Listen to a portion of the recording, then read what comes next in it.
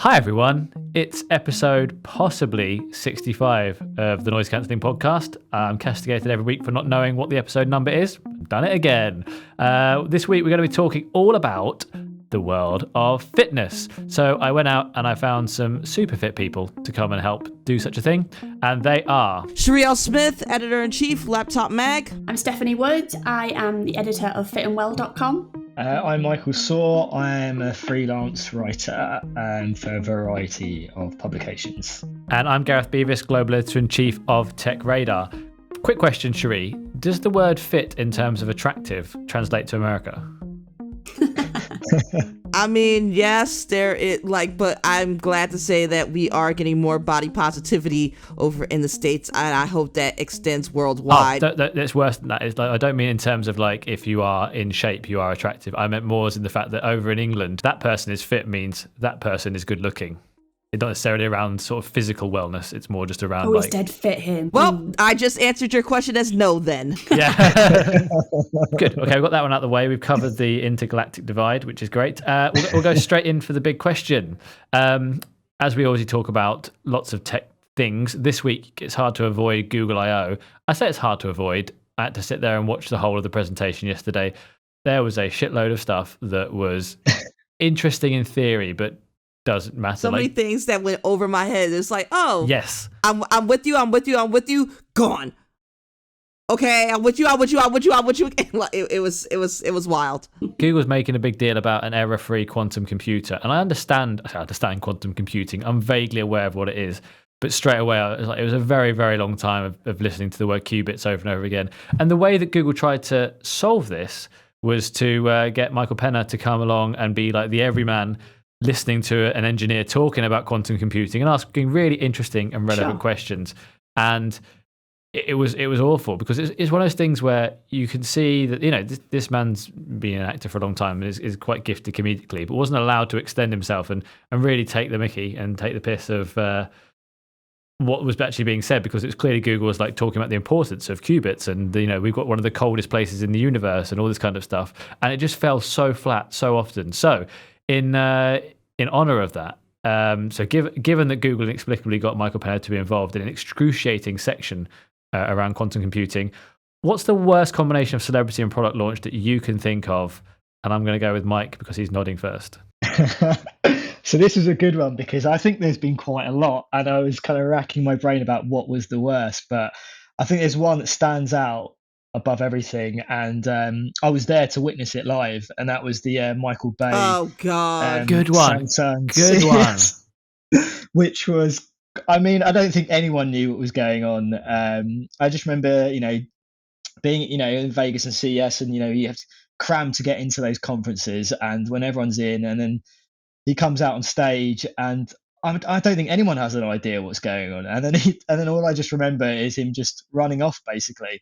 And for me, that tops the worst I've seen, I think. And I saw it live, which was great to have to experience, I think, in the flesh. That was such a good one for Samsung, though, because I remember speaking to some people who were involved afterwards, and they're like, it was an absolute car crash. He just sort of decided he couldn't do it anymore halfway through. No one knows what he was actually there to do in the first place, really. Sort of talking about Transformers or something on a Samsung TV. And the amount of coverage it got compared to like what would have been normally was just incredible. It was massive. And Sherri, you love Vegas, so therefore you must have been doubly winning on that. That was a bad one. This one just sprang into my head when I thought bad celebrity endorsements. So back in, when BlackBerry was still a thing, it was so long ago. BlackBerry decided to hire Alicia Keys as the brand ambassador, and so you're seeing all the Alicia Keys, BlackBerry, they're getting all the proper juice that they're supposed to be getting off of this team up, and then Alicia decides to tweet something. It's saying something positive about BlackBerry, and it says "sent from iPhone." Oh, no way. Oh yeah, it was like, oh, I cackled. Oh dear. So I think that is one of the worst, and just for one of the weirdest, will.i.am in any tech product. I second that. Steph, what about you? Yeah, so mine is a bit more on a fitness theme rather than tech, although that's a loose connection. So as a lifelong fan of the sport of netball, I've played since I was 7. I recently qualified as a coach. I was really excited when I saw Kim Kardashian wearing a netball bib in an ad for Uber Eats in Australia. She was starring alongside the character Sharon from Kath and Kim, who, for anyone that watches the show will know, is a big netball nut. And I thought, this is brilliant. This is really netball's time she's going to take netball global, especially in like America, where it's not as widely played a sport as it is in places like the UK and Australia. So it's really exciting until in an interview, she revealed that she didn't actually know what netball was, and she didn't really know what she was involved with, which just shows that obviously if there's money attached, then they'll sign on the dotted line. So yeah, she was asked in an interview, do you actually know what netball is? And she was like, no, but in America we have this thing called the Met Ball. I don't know if it's anything like that, which is, for anyone that doesn't know, is a big fashion event. People get very dressed up. There's a theme, very glamorous. It's kind of in many ways the opposite of what netball is. So yeah, that was quite crushing. But for any American listeners, I would encourage you to check out netball. It's an excellent sport. Sherry's probably thinking, what is she talking about? It's basically basketball, but you're not allowed to move very much. I take issue with that description of it. It's so much more than basketball, but not being able to move. It's so much more tactical. Yes. All right, I'll take your word for it. Please do. There are lots of clubs in America. I follow a lot of them on Instagram. How does it compare to roller derby in America, do you reckon? Roller derby? Yeah, I realised the chance of you knowing the exact numbers. It's completely different in terms of one's on 4 wheels and one's on no wheels. I mean, in terms of, the kind of the status is like a cool sport to follow. I haven't thought about roller derby for about 4 years, so who knows? I don't know if it has the kind of the cool association, but I will say this: once you pick up that netball and get on a court, then you will be obsessed. It's very very addictive. Yes, Steph. Okay. There are mixed teams in London, Gareth. I can take you for a game if you want. I do love playing centre. It is true. Is that right? I can see you as a centre, lots of energy. But surely with your height, you need to be in goal. No, I'm really shit at everything to do with being good at being tall. I'm awful at basketball. Genuinely awful. I'm like, just run around a bit. That's all I've got to offer. Okay, you go in defence. You just stick your hands up. It's all good. Yeah, again, I'm not fast enough. I've been through this. This is why I'm trying to skip past netball, because I really enjoyed it during school. We played it a bit mixed, but it didn't stick. For me, I don't know if it's the worst one, but it's the tie-up that upsets me the most still was HTC. When HTC was good many years ago, in terms of being like the real dominant force compared to the iPhone and stuff, they were doing the HTC One M8 or One M9, blah blah blah. And one of the big criticisms was they weren't spending enough money on marketing. So they're like, right, let's spend $1 billion or something, I think it was, or something ridiculous, on Robert Downey Jr. To front some adverts and be our new creative director and stuff. And I genuinely, I think, I'm not entirely sure, but I think they didn't finish all the adverts because they just couldn't make it work. There's one like, what does HTC stand for? Hipster Troll Car Wash, and did some sort of weird shoulder shimmies, and it's just what a waste of money. There was a cool one with Gary Oldman, just sort of like looking out the window at the rain. That was fine. I was like, good, you're on the right track. But yeah, just things that HTC could stand for, a rabbit with mermaid legs, just just what a waste of money, when that was the kind of thing that was the one thing the brand needed to really make itself a force in the smartphone world. It just never happened. I'm just more sad than annoyed about that one. It's very Austin Powers the way you presented it. $1 billion. Yeah, well, Dr. Evil vibes going on. It's because I just looked it up and someone said that, and I thought that's what I remembered as well. But then I thought about the number and thought that seems a bit too large to offer someone to do an advertising campaign. So I'm pretty sure that was wrong. So, and Mike, what do you were in the sphere at that point, covering the same kind of stuff? I just remember thinking it almost must have been a conversation where it was, we need to just spend some money on some talent, got the talent, and we're like, we don't actually know what to do with them. And that's how it came across, basically. And I remember the ridiculous amount of monies that were spoken about in terms of how much they paid Downey Jr. apparently that he got. It's a shame because I loved HTC back in those days, but I think they kind of were losing a hold of things really at that point, which is a shame. And kind of not really around as much as I'd like them to be now. But yeah, I remember that well, and just not really getting what the concept was, apart from spending a lot of money. Yeah, and they gave him like complete control about everything that he could do in terms of. Yeah, it just didn't make a lot of sense at all. No. It was $1 billion. Holy crap! $1 billion. Yeah. Anyway, I think I mean, anyone who has ever seen the Michael Bay confusion at Samsung, that is absolutely the winner. So well done, Mike. Thank you for bringing that back to our lives. Let's go straight into the Gadget Hall of Fame. For listeners who don't know what this is, it's a very large aircraft hangar that exists in my mind where there's lots of walls to put things on and a skip in the corner where Matt Swider, our US Editor-in-Chief's headphones are placed because he tried to bring them into the Gadget Hall of Fame. And I don't like them. But we got more opportunities now. So Mike and Steph, either your first gadget or your favourite gadget, we want to hear about it and we will judge whether it deserves a place in the Hall of Fame. 9 times out of 10 it gets in because the passion will sell it. But, there could be some stinkers.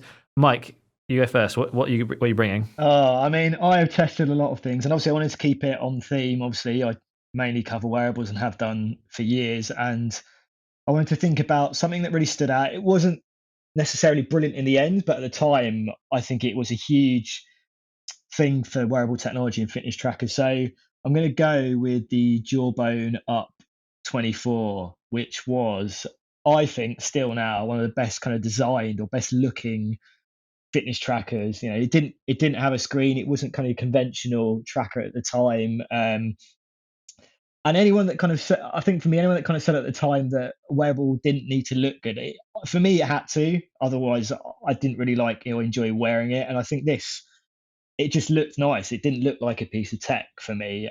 Was that the one that joined over on itself? Yeah, so it kind of like coiled over, which I think was probably a problem why they had so many hardware issues with it. But I just think, I liked wearing it. I think it looked nice. And then also all the software stuff that Jawbone were doing around that time, I think it was a lot nicer than what Fitbit was doing. I think it was a bit more insightful.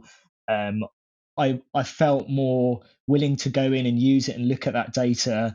And for me, that's one that when I still think about the wearables that are coming out now, it's one I still think about in terms of matching that kind of software and hardware, apart from when obviously it continually broke all the time and wasn't waterproof, which was a big deal for me.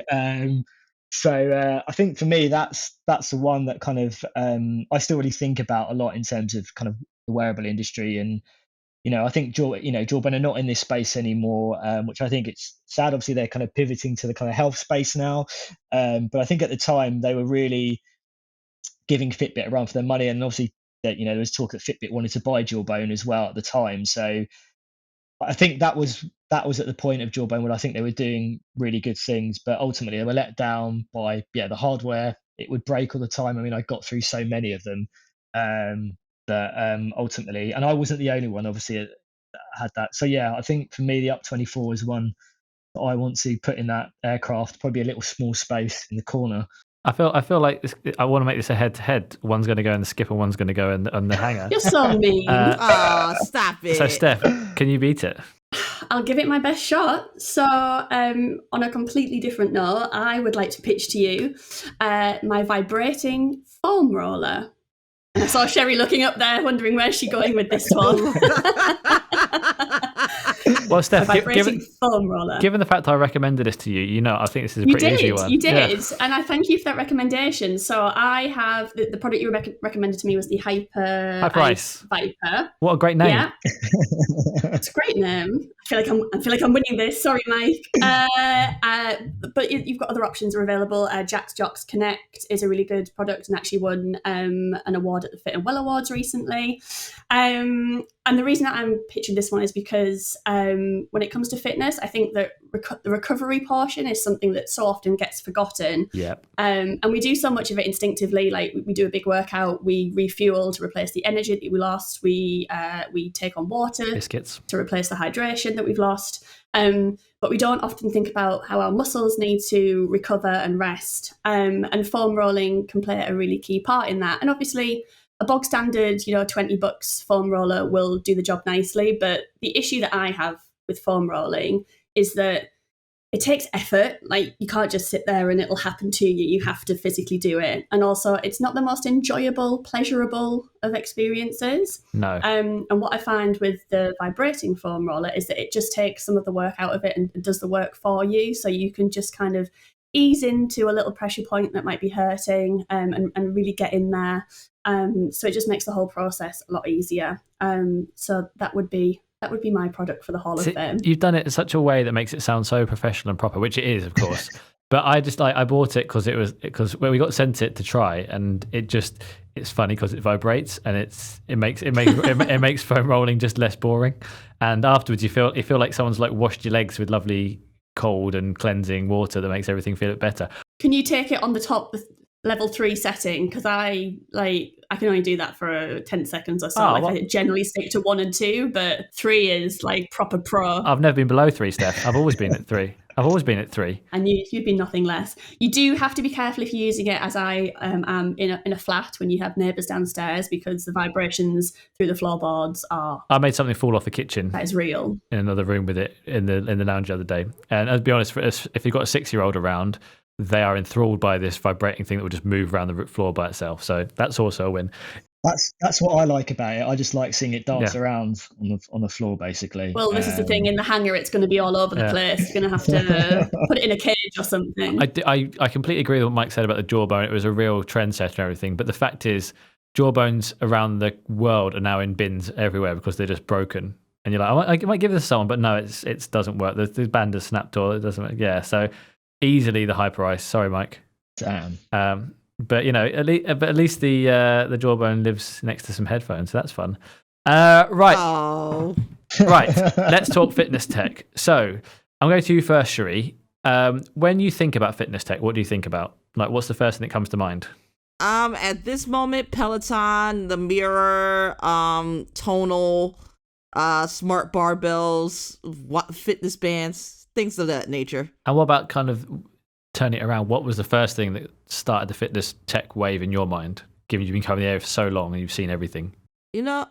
I kind of remember that Jawbone being the first thing that like set off the fitness band watch, but there, like, Microsoft had something too. It was this chintzy, it was so bad, and it had the Windows Phone interface on it, and I think the battery life the battery life was like 2 or 3 hours. It was horrific. It was just a Microsoft band, wasn't it?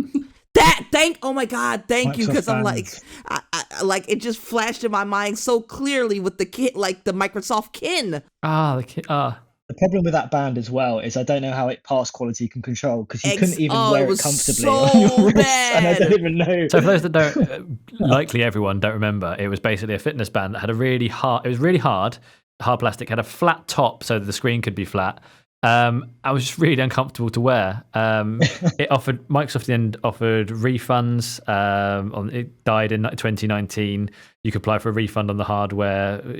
It didn't work. So that was awful. I'd forgotten about that. I think there's one in the cupboard somewhere that will never see the light of day. Yeah, I feel like I have one around here somewhere, and it's on the Furby. Shut up. Shut up. It's alive. Okay, Steph, what was the first piece of fitness tech that you ever tried? Do you remember? I think the thing that stands out for me was probably Fitbit, and just in terms of the way that it changed that market.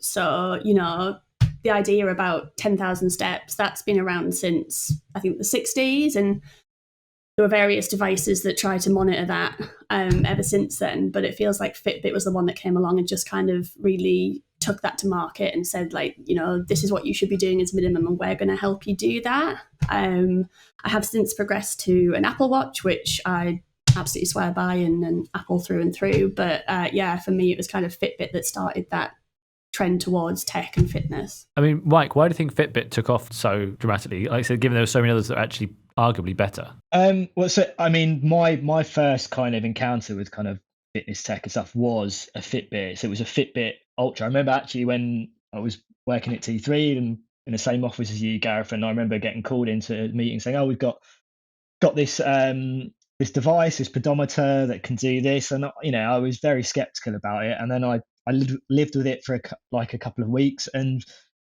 I just, apart from it falling off once, it I just really enjoyed how easy it was to use, and I think that's why Fitbit has kind of stood the, it's still here, and obviously why Google has kind of acquired it is because one is they've got the hardware, and I think they've done a really good job on the hardware in general, but it's the software and how easy it is to use. And I think when you look at Fitbit and maybe Apple as well, the way they make it easy for anyone to kind of pick up their devices and start using them. And I think that was the real appeal for me. And then they kind of grew the features and what they were capable of. But ultimately, for me, it was how easy the device was to use, and that's why I think it appealed so massively with people. Yeah, I mean, it started off as just like a little tracker. Yeah, back in the day, just a little pedometer doing its thing, and then grew to what we've got today. I thought, yeah, it was the ease of use that made it so useful. It was like the fact that families could do when they brought in things like challenges where you could challenge your mum to see who could do the most steps in a day, which actually kind of leveled the playing field.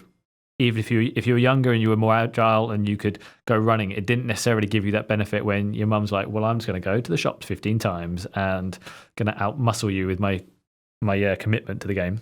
This is the thing, it's the simplicity and it's the accessibility. Obviously, if you want to do hardcore fitness, there are smartwatches out there for you and technology out there for you. But for a lot of people, they just want a gateway into fitness and a place that feels like they're actually taking some action, and Fitbit is an ideal starting point for that. And I think at that point as well, I think outside of what Fitbit were doing, it was kind of, you had Garmin and Polar and those guys in that space who are offering that kind of more serious tracking, and there wasn't really something in between. I think like pedometers in my head is kind of associated with kind of just going out and going for a walk, but I think they were trying to bring it to a bigger audience, and I think that's why it kind of lifted off, really, because there wasn't anything really around there that tried to offer a bit of everything.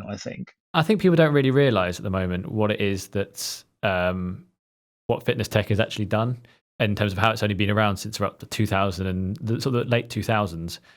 I joined TechRadar in 2008, and one of the first things I got was a Samsung Adidas tie-in mobile phone, like the My Coach, which had a little pedometer you put on your sneakers, and you had a chest strap. Like this was like cutting edge stuff.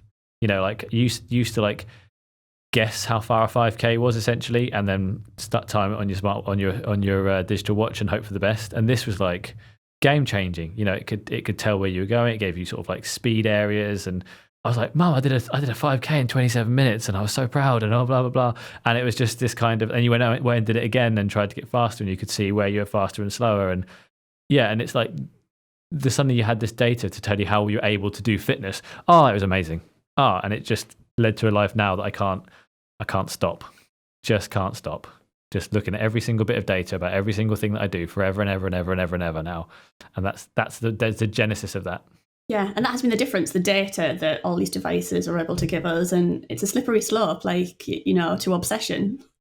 But also on the other hand of that, taking control of your fitness and feeling like that you have some level of control about it. And it's measurable, which is when you're setting fitness goals, that's one of the key things, the first things that they tell you, things have to be measurable. And you said you love the Apple Watch now. That doesn't do steps like overtly, does it? So how do you mean? It gives me some steps. I mean, it's around the 3,000 mark at the moment every day. No, I mean, like it's not that kind of. It's not the main thing that Apple's pushing you. Like, do more steps. It's all like stand up more and be more so they're obviously the rings are their big thing. So your move, your stand, and what's the other one? You're the Apple Watch user. Come on. Let me consult. Exercise. Just close those rings. And I'm checking my watch, and I'm now terribly behind on all of them, so I'm going to have to go and do a workout after this. Thanks, Gareth. And Sherri, what do you think of the Apple Watch in terms of like changing the fitness space? I mean, Apple does what Apple does, and that's, I guess, innovate, because there were smartwatches before that. There were fitness bands. I think Apple's ubiquity has helped push fitness into the main realm and make it mainstream and make it something that like isn't necessarily the people that are just in the gym 24/7 making sure that they're looking the best they can be and physically, like, it makes it more accessible, because my mom has an iPhone, why not get her Apple Watch to go along with the ecosystem and suck her ever deeper into Apple's clutches. That's exactly what I did for my dad's 70th birthday. You've exposed me there, Sherri. I personally don't do smartwatches anymore. And I've never been a fan of the Apple Watch's design. It just takes me back to a better take on an old school Casio.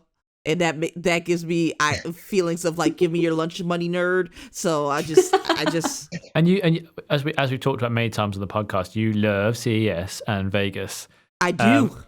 What's I know this is going to be an off the top of the head thing and asking you to database your entire memories of that place, but what's the weirdest fitness tech you've ever seen there, or health tech in general? Because they are always some crazy stuff, really, really lovely beds to lie on when you had 4 days of no sleep, just to try out some sleep tech for a bit, are the real benefits. I've done virtual reality exercising, so you're on an exercise bike, you've got the headset on, and you're pedaling to stay afloat and hit and you're trying to direct your way to targets and or fly your way through hoops. There was an electroshock one, that was. Yeah, that I did that. It was they put these little diodes, and it was supposed to exercise your muscles without you doing the work. Just do the work. Just just do the work. So those are the two that come to the top of my mind. I once tried some smart socks. That I couldn't use properly because I had to wait for them to charge for a bit, which was a real low moment in it. And they weren't just the socks themselves had all these printed or woven circuit boards in, so they could check where you're putting your pressure on and blah blah blah. But you had these really weird kind of S&M gauntlet cuff things that went around your ankle, that they contained all the Bluetooth stuff, with these really weird spikes all over them to connect to the actual sock itself. Genuinely, kinky. It was a bit, except for the fact that on the first run, I noticed after about 10 minutes one had gone missing. I went back and found it. I was like, oh shit, it just fallen off. And then by the next run, it'd fallen off and I lost it forever. And I was thinking, is that Sensoria? Yeah. That's the one. But and I've never sort of remember the sadness. I had to go home. I was like, no, I really want to go for the run with these smart socks, but I had to wait 15 minutes for them to charge up before I could go running. I was like, this is a low moment in fitness. Just it was awful. But then you get to today, and there's we still haven't got to a useful point with it. But there's far more stuff that can be smart insoles that can tell you where you're putting your foot down when you're running, and we're a long way from people enjoying those. But in terms of tech that can actually make a difference, has anyone seen this week about Apple reportedly thinking about doing a blood glucose monitoring system somehow on the Apple Watch? There was a survey sent out and it wasn't obviously the thinking about it part. Is there's a survey where Apple said, what do you think about blood sugar monitoring? The Apple Watch can do that really well. It does obviously ECG, it does blood oxygen levels. It's just it's such a holy grail to be able to non-invasively, without having to shove something under your skin to look at your blood all the time, tell you how much blood glucose there is. I've been looking into this quite a bit, and I've been testing a lot of stuff around this. I've spoken to guys like Dexcom, who are obviously in this space a little bit, and obviously asking people who are making this tech already how feasible it is to make this possible. And then all I kind of hear really is that it can't be as accurate without that kind of invasive element to it. That's what I keep on hearing. And then obviously those companies are going to say that because obviously they still want you to use their stuff, but ultimately I think the science and the behind it, I think to me it doesn't make sense that it can happen yet, just from the nature of how it has to work. And I think maybe it will be a bit of a kind of solution in terms of what we've seen with kind of blood pressure monitoring on the on Samsung stuff, where you're calibrating it and then it's kind of using kind of sensor technology to kind of give you that information, which is reliable enough, but you still have to go back and calibrate it over a month ago after. So I think maybe it will happen, but I don't think it will happen to I don't know if it can happen to the accuracy of the kind of the invasive method, basically. Yeah, I mean, that would be my concern as well. I guess the only plus side of it is that obviously diabetes is such a big issue, big health issue. And I guess that anything that's putting it on people's radar a bit more, to be aware of that as a health metric would be a good thing. But yeah, the accuracy would be a concern of mine, and maybe it's just a gateway into, oh, I need to get this checked out further. Yeah, I mean, and that's been a lot of what Apple's done actually. If you look at what it's, like the blood glucose, that's not blood glucose, the blood oxygen monitoring, the echocardiogram to be able to, or the electrocardiogram to see what actually is happening with it. Everything is like, well, you should probably go to the doctor now because this is an issue. And I think that could be interesting for diabetes sufferers. But my dad's banging into the diabetes tech because he's got diabetes. He loves tech, and he's constantly on at me to find out what could be done and whether anyone's actually getting closer and all this kind of stuff. He has a sensor under his skin that allows him to check all the time, and he loves that. You can tap it with the smartphone and do all these kind of things. Oh my God, that's amazing. Yeah, it is. They're so expensive as well to keep doing, but for like a quality of life, well, not quality of life, but something that just really helps you live day to day with a disease like diabetes, it's massive. I just feel like, let's get nanobots in there. I know Elon Musk's had a bit of a weird week, but I'm like, he's thinking about everything. Like, let's just chuck some robots in the bloodstream and they can do it for us. Well, I think what's interesting as well, and what I've kind of learned is, and I've used I've used something called Super Sapiens, which is that kind of monitoring, but it's for. Oh yeah, I want to try that. But it's for fitness. It's fitness related. So I think it's this understanding of who this technology is for. Actually, there's other use cases, and I think that's what's really interesting for me. So it's this idea that you can kind of better understand how you fuel your training. I definitely think it's something for kind of endurance athletes and triathletes, things like that. So I use one of those. It's, you kind of wear it on your wrist, but you have to kind of it sits there. You use it for kind of 14 days, and you can kind of tap it with your phone to kind of get that information. And I think it's that idea that people might understand it as having a use case for a certain type of person, but I actually think it's quite wide in terms of the use case for the technology. So if it does become more widely available in tech, I think it can only be a really good thing. And I think the uses of it are quite wide. Sherri, what would it take to get a smartwatch back on your wrist? A more watch-like design. Not making me charge it every couple of days. Any fitness stuff, like anything that it could tell you about your health that nothing can right now? I mean, that's I guess I would do it for that, but like just to be walking around with it on my arm, looking like I already wear outlandish looking headphones at any given time, but like I don't need to complete the look with a weird looking watch. I feel like you do. I feel like this fits your persona as much as anything. Like you're wearing cat ear headphones right now. Let's get a cattail watch just to balance it out. I think a Microsoft band would go really nicely with those headphones.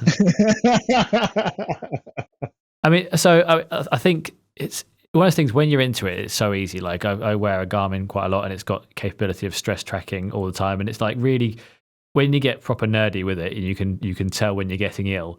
That's when you're like, oh yeah, look at me with my data. And then it turns out nobody wants to hear about your stories of like, well, actually, my body battery did not recover adequately overnight, which shows me that I am struggling, with my HRV stress levels, and endocrinically, I'm not quite where I should be. And everyone walks away. But in terms of the... Sorry, what? Yeah, I know. It's weird, isn't it? I'm so lucky I'm not... It's dropping off a bit there, Gareth. Yeah, exactly. So lucky I've got a partner. But in terms of the future, I mean, one of the things like those smart socks I had that I hate, and you wear these different T-shirts that can do heart rate monitors. Like, why have we still not got that thing where you can just, it'll give you like a full body understanding of what you need to do in terms of fitness? Like, they're all the same standards. So your T-shirt or your smart socks or your trainers or your smartwatch are all capable of talking the same thing, giving this full picture of your body, because we pay so much money to personal trainers, and tech can do it. It's just because they're all like, oh no, we want to do it this way. We want to do it this way. Nothing ever gets made cohesive and is actually useful. You just end up paying like $40 a month subscription for something that does one thing, and then $20 for another. It's hard. I do think generally making this tech is really hard. And I think I can speak from the kind of particularly the wearable point of view, where I think it's taken us a long time to get to this point where I actually think stuff is I could recommend and I think you can rely on. Whereas I think you go back a few years and the hardware wasn't there, the software just wasn't there, it wasn't good enough. But I think the technology is getting to a point where I think the quality of devices and the software can be be good. But you're right. It's, the fact that a lot of these things, I mean, that's the thing for me when I get something new and it's like, will it communicate with this device or will it communicate with this app? And if it doesn't, it's like, well, if it doesn't do that, it's people are not going to want to use it. And you almost need to have that extra bit on top of that hardware and that software and what you're doing there, and also it communicating with other devices. And the one thing for me that I've been really passionate that it's not happened yet is smart clothing. And I really thought that was going to, I really thought that was going to explode. And when I started at Wearable, that was what the thing that I thought was really going to kind of power through. But the more I spoke to startups, the more I spoke to these companies, and you could just get that sense they were like, we can do this, but there's a hesitancy and it's actually still really complex to do. It's really expensive to do.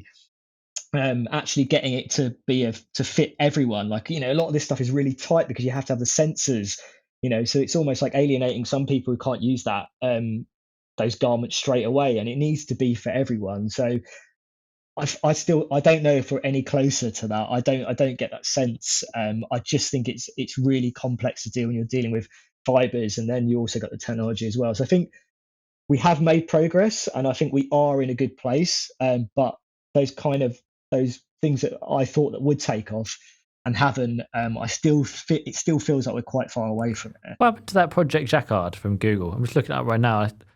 That was meant to be clothing, wasn't it? And now it's, I don't know what it is. Yeah, I mean they've they've got it in bags. They tried Samsonite backpack, Adidas. Yeah, which I've got. And I thought that was the stuff they did with Levi's. I thought was potentially that was something that could be a big deal for it. But it ultimately, I don't think it worked together well enough. It didn't do enough, I think, initially as well. And I think that's why they're trying to spread the tech into other devices. And it's this whole thing about making this tech invisible and being part of your life and just being effortless. And I don't think it's not really there yet. I don't think, there's still some obstacles to try and get it where it needs to be. One of the things I was thinking is if someone said to me right now, you've got to wear let's say quite a lightweight, but still a wetsuit all day and all night. And it would give me all the kind of super health tracking metrics. And it was, and it was sanitary somehow as well. There's a hole at the back.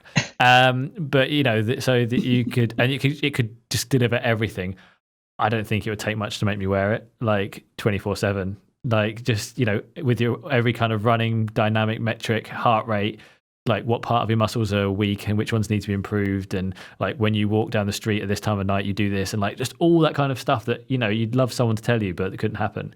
And I feel like I'm maybe in quite a small subset of people that would take that. But I mean, how much would it take for you to wear something like that? Would it be only if it saves your life, or a bit lower? Like a full bodysuit? Yeah, a full body suit. That's extreme. That would be some Tony Stark level stuff. It would have to be an arc reactor. I need it to live. Otherwise, this is an absolute no. So unless he can fly, you're not interested? It would have to look good. Otherwise, I'm not wearing it. Yeah. That's what it's going to come down to, isn't it? Gareth, I'm picturing you walking down the street in a wetsuit, and it's not an image that I want to think about. Well, it could happen. You could picture that actually happening. Gareth would do that. Yes. That was horrible. I don't know why I got turned on by that. No, it's just not you specifically, but just everyone walking around in these wetsuits. You said me specifically. Very clearly. You broached the example. Yeah. You brought the wetsuit into this, Gareth. Yeah, just you specifically, Gareth. I really don't want to see you in any kind of wetsuit. Right, let's do Beaver Trends. It's the time of the week where we're trying a new game. We're trying to see if it could work. Let's find out. So Beaver Trends is very simple. We use Google Trends and we take it from a specific point in time. This week, the results were taken at 1 p.m. today. That's UK time. We take the biggest topics of the week. We work out how high they score in terms of popularity. 100 is super, super popular. 1 is not popular at all. And we compare and contrast and see which is higher or lower. This week, we've got 8 different stories. Number 1, Google I.O. yesterday, when we were recording this. So that was Tuesday. Had loads of things announced, as we talked about. None of them particularly interesting, but some interesting stuff in there. How popular out of 100 do you think that was, Mike? Out of 100, I'm going to go 46. 46. Any advance on that from anyone else? I think that's a pretty good guess. Here comes Sherri. I'm gonna go 35. No, 70. Massive. Oh.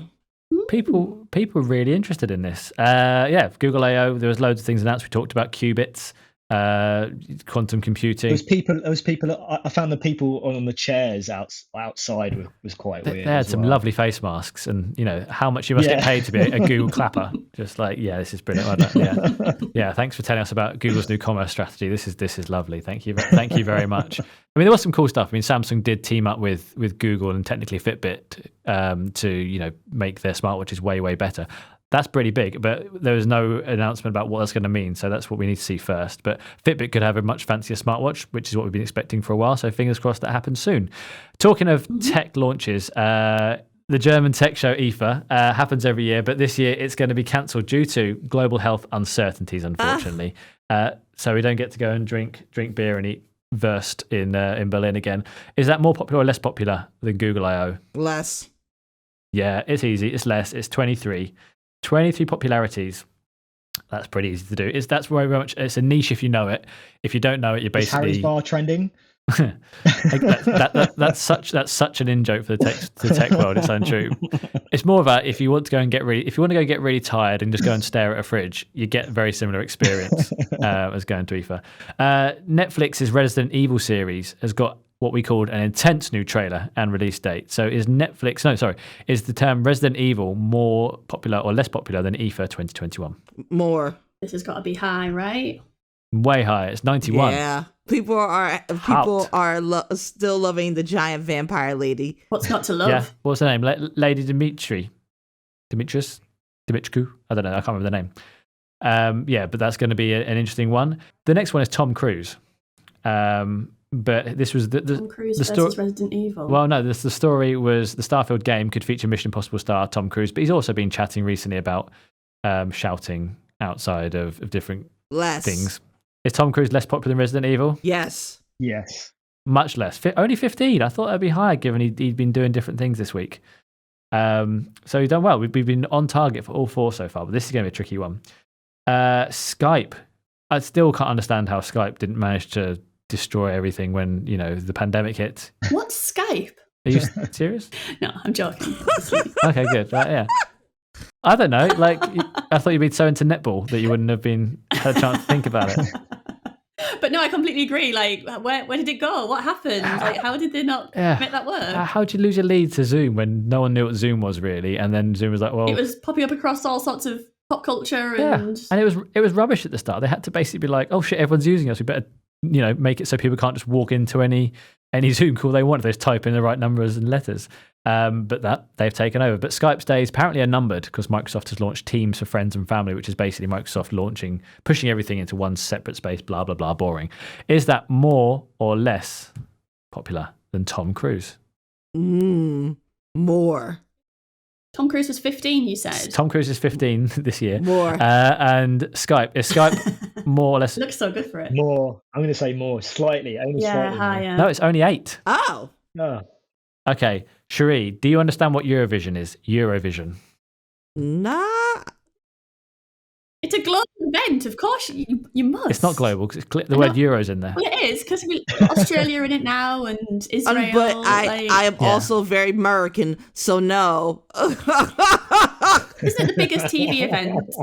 Basically, it's just a load of countries come up with a song and they all play them and sing them out, and then different countries vote on their favourite.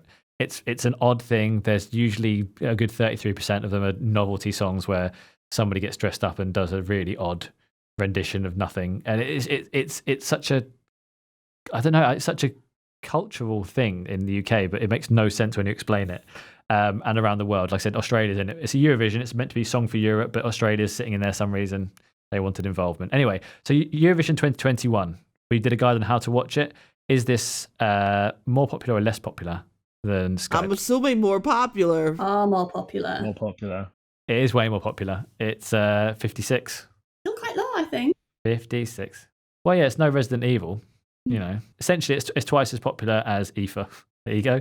Spotify and YouTube Music will bring much needed offline tunes to Google's Wear watches. This is important. We do need more of this. But YouTube Music, more popular or less popular than Eurovision 2021? Less popular. Less. Absolutely nailed this. You've done all 7 so far. All right, the last one. Deepfake dubs could help translate to film and TV without losing an actor's original performance. Now, this one is obviously, being able to just fix anything in post much, much, much better, which is a bit weird in terms of being able to translate things and make, so you don't have to have a weird performance of somebody else doing another language and subtitles and all these kind of things. Odd. Deepfakes are scary and they're really odd, and I don't like it for so many reasons. But is deepfake more popular or less popular than YouTube Music? Or, I'm going to say. Yeah. As creepy as it is. Sherri, what do you think? It is tense. You know what? I'm going to go with more, because when people are searching for deep fakes nowadays, I don't think they're doing it for security reasons, unfortunately. It's unfortunately less.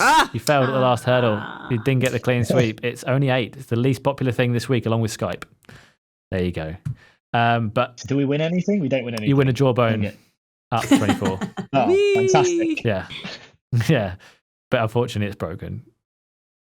And the app doesn't actually get supported anymore. So essentially, it's just a piece of plastic you can't use. Looks good, though. Oh, it does, Mike. It really does. Well, that's all we've got time for this week on noise cancelling. Thank you, everyone, for joining us. Steph, have you had a good time? I've had the best time. Thank you for inviting me. If people wanted to find out more about your sterling work, how could they do that? They could visit fitandwell.com, or they could follow We Are Fit and Well across Instagram, Twitter and Facebook. Mike, how about you? First of all, good time out of 10. Good time out of 10. 8.5. Yeah. What did you mark down on? It was higher until you started talking about you walking around in a full bodysuit. That's what got the extra half point. Also, the listeners can't see. Mike's got an incredible wall of running numbers behind him. How many marathons have you done, Mike? 15. I think it's 15, Wow. 16 now. Oh my god! I could see one that you did that I did with you. So I knew that there must be more than one. So that made me feel confident. Many. So, but yeah, you can obviously find me at Mike Sawh on Twitter, Instagram, and obviously I'm part of the Run Testers as well, which is a YouTube channel that I do with some other journalists that we test running stuff. So you can go and watch our videos there as well. That's Mike Sawh, SAWH, for anyone who wants to follow it effectively. And Sherri, how about you? Good time? You know I always have a good time. Will you be tuning into Eurovision this weekend, Sherri? I guess I'm gonna have to read the how to watch, because this is a new thing to me. I'm like, what? I feel like you'd enjoy it. If you do it, look up some of the drinking games, which you can drink with any kind of beverage. Now see, now you have piqued my interest. But if I do watch this, and maybe I'll stream it, I'll post a little bit of it to Twitter or Instagram, both of which you can follow me at Miss Smith 11. That is MISS Smith, not 1, not 2, but 3 S's, 11. And of course, for all things laptops, tablets, VR headsets, headphones, and everything in between, it come to Laptop Mag. Check out my staff. We're awesome. And as always, laptop then, laptop now, laptop forever! Always love the reaction when people haven't heard that before. I've been Gareth Beavis. You can follow all of our stuff on TechRadar. It's just TechRadar across all the socials. It's very easy. We're lucky that no one stole it first. I'm SuperBeav on Twitter, where I tweet very infrequently, and you can enjoy that. I have had a great time. Thanks for asking. I would wear a full bodysuit if it gave me superpowers, or even just more indication on how hard my heart is working. I don't care about that. Well, thank you, everybody. I've had a really good time talking to you. If you did like the podcast, please review it well on Apple, because it helps people find us. Spotify, wherever you get your podcasts, do subscribe. It is lots of fun, we promise. And we'll speak to you all next week. Bye-bye. Bye! Bye.